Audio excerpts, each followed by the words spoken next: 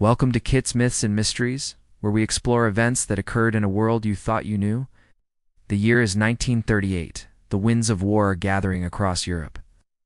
Germany has invaded Austria, and Japan has aligned itself with the aggressor. The world holds its breath, sensing the approach of a global conflict. In Britain, people are bracing for the terrifying prospect of night air raids. Experts agree that a total blackout, extinguishing every man-made light on the ground, would be their best defense, making it harder for enemy bombers to navigate and find their targets. This idea crosses the Atlantic, and by July 1938, American citizens are being urged to practice lights-out drills starting at dusk. The term blackout drills wouldn't even be coined until the following year. A nervous energy ripples across the United States. Rumors fly that America will soon have to come to the aid of its British allies if war officially breaks out. The nation is on edge, anticipating the sounds of war from a distant continent. But on the evening of October 30th, 1938, the sounds of war that crackled over the radio waves weren't from Europe. They were from Mars. It was Halloween Eve. Orson Welles and the Mercury Theater on the air were broadcasting a radio adaptation of H.G. Wells's classic novel, The War of the Worlds. The broadcast started at 8 p.m. Eastern Time, which meant it was only 5 p.m. on the West Coast. There was no time for a warning, no announcement to clarify that what people were about to hear was pure fiction. The show was cleverly formatted to sound like a real breaking news report, interrupting a program of dance music with increasingly alarming bulletins about a Martian invasion in Grover's Mill, New Jersey. The realism was unlike anything audiences had ever experienced. What followed was a wave of hysteria that swept across the United States, and this panic wasn't confined to the East Coast.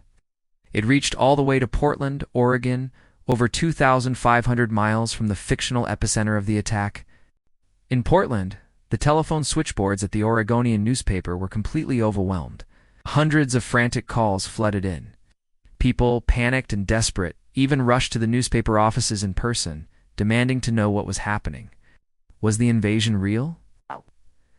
The Portland Police Department was inundated with calls from terrified citizens. They wanted to know what protection the city could offer. Where could they go to be safe if the destruction spread to the Pacific Coast? Imagine sitting in your living room listening to the radio and hearing a frantic reporter-esque voice describe creatures as tall as skyscrapers emerging from a metal cylinder. Imagine hearing the sounds of chaos. And then the chilling announcement that these beings were armed with a heat tray incinerating everything in their path. The descriptions were visceral and terrifying. Phrases like, "Here they come," and "they're shooting heat waves," shocked listeners into a state of panic. One reporter for the Oregon Journal newspaper shared a story that perfectly captures the mood of the night. He was driving back from the coast and pulled into a gas station. As he went to fill up his tank, the attendant stopped him, saying solemnly, "Don't bother gassing up. The world is coming to an end." That's how real it felt. In the aftermath, it was revealed to be a brilliantly executed radio drama. The next day, newspapers were filled with stories of the nationwide panic. And Orson Welles famously held a press conference to apologize for the scare his broadcast had caused. But the event left a lasting mark on the American psyche. It was a powerful demonstration of the influence of mass media and the fine line between entertainment and reality. That was 1938. It's easy for us to look back and think how naive people were. Today, we're so much more savvy, aren't we? We have the internet, 24-hour news cycles, and social media. We can fact-check information in an instant. Of course, if a message about an alien invasion suddenly appeared on your Facebook feed or went viral on TikTok, you wouldn't be fooled, or would you? In an age of deepfakes and misinformation, perhaps we're not as immune to a grand deception as we'd like to believe. The War of the Worlds broadcast serves as a timeless reminder of the power of storytelling and the enduring human capacity for belief and for panic. You've been listening to Kit's Myths and Mysteries, exploring events that occurred in a world you thought you knew. Thanks for watching, and don't forget to like and subscribe for more stories from the shadows of history.